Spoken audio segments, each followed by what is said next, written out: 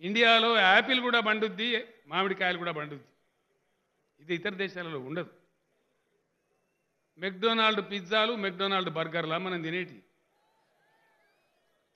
ప్రపంచానికే అద్భుతమైన food chain పెట్టి, అద్భుతమైన పంటలు పండించి, సాగునీళ్ళని పైకి తెచ్చి, దాని కనెక్టెడ్గా ఫుడ్ ప్రాసెసింగ్ ఇండస్ట్రీ పెట్టి, అందులో కోటాను కోట్ల మందికి ఉద్యోగాలు కల్పించి, బెస్ట్ ఫుడ్ చైన్ ఆఫ్ వరల్డ్గా ఉండాల్సినటువంటి ఇండియా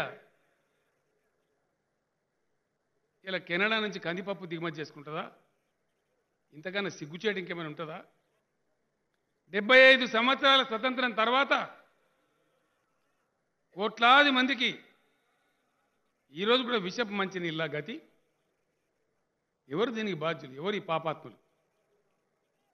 అందుకే నేను అడిగింది, దేశానికి ఒక లక్ష్యం ఉందా? భారతదేశానికి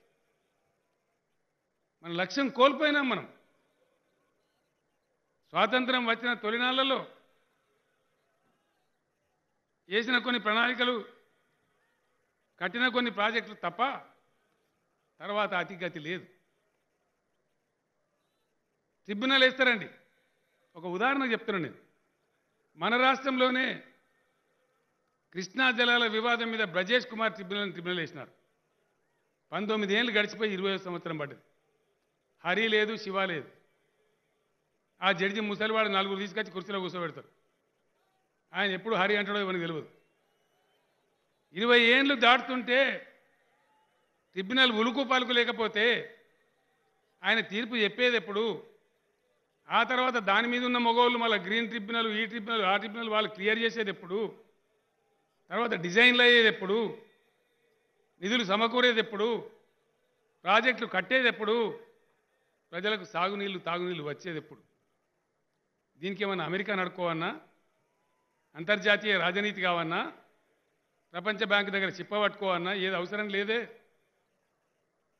ఇన్ని సంపదలు, ఇంత భూమి ఉన్న ఈ దేశంలో రైతులు తమ సమస్యల కోసం 13 నెలలు ఎండలో వానలో ఢిల్లీ రాజధానిలో ధర్నా చేసే దుస్థితి ఈ దేశంలో. దయచేసి ఆలోచన చేయండి. తెలంగాణ రైతు బంధు లాంటి స్కీమ్ భారతదేశ వ్యాప్తంగా అమలు చేయాలన్నదే బీఆర్ఎస్ నినాదం, బీఆర్ఎస్ డిమాండ్ అని చెప్పి నేను మనవి చేస్తా ఉన్నా. ప్రస్తుతం బీజేపీ చెప్పేసి నీతి socialise the losses, privatise the profit. ఏదైనా కొంచెం నష్టం వస్తే దాన్ని సమాజం నెత్తిన రుద్దాలి, ధరలు పెంచాలి అడ్డగోలుగా, సామాన్య ప్రజల మీద ట్యాక్స్లు వేయాలి. పెద్దలు కేశవరావు గారు నా దగ్గర చూస్తున్నారు ఫిలసాఫికల్గా.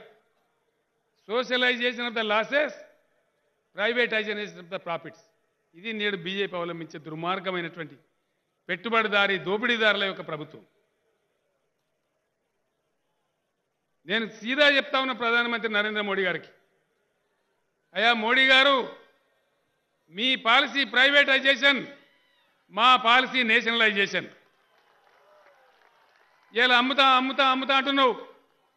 ఎల్ఐసిని అమ్మాయి పర్వాలేదు, 24 తర్వాత నువ్వు ఇంటికి, మేము ఢిల్లీకి గ్యారంటీగా మళ్ళీ ఎల్ఐసిని వాపస్ తీసుకుంటాం.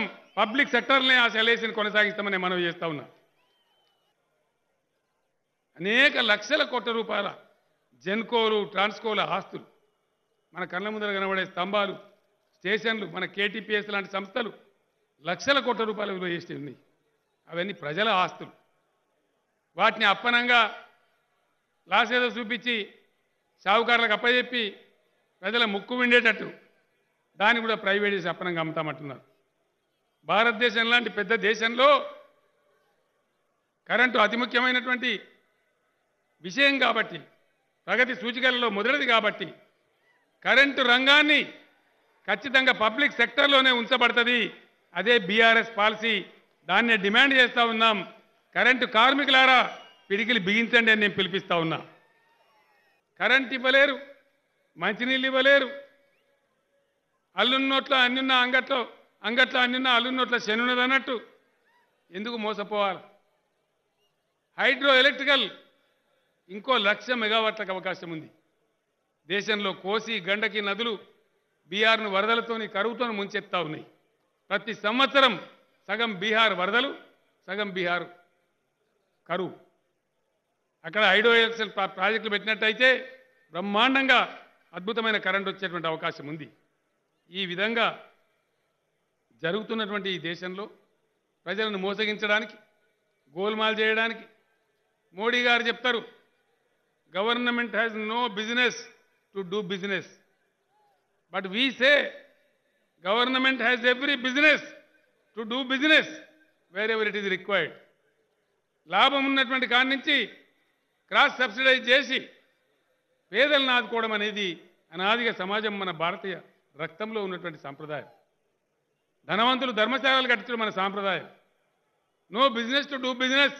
పేదలను సాధలను అందరినీ సావుకాలకు అప్పచెప్పి సాగుకొడతావా? Government has every business to intervene and do. ఆ విధంగా ముందుకోవాల్సినటువంటి అవసరం ఉంది. ఇబ్బందులు పెడతా ఉన్నారు. దళిత జాతి బిడ్డలు ఎవరి కోసం వివక్ష అనుభవించాలి? ఎన్నేళ్ళు అనుభవించాలి? అందుకే పుట్టింది తెలంగాణలో దళిత బంధు పథకం.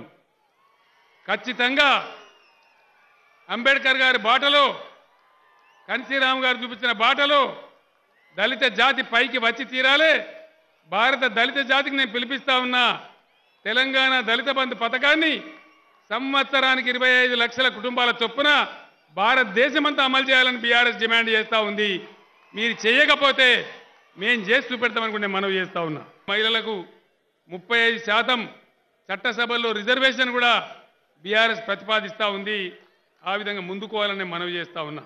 అదేవిధంగా మిషన్ భగీరథతోని మనం ధూపదీర్చుకున్నాం. ఇప్పుడే చెప్పినారు అరవింద్ కేజ్రీవాల్ గారు. వారికి ధన్యవాదాలు చెప్తా ఉన్నా. మంచినీళ్ళు కూడా ఏరాదా కేంద్ర ప్రభుత్వానికి?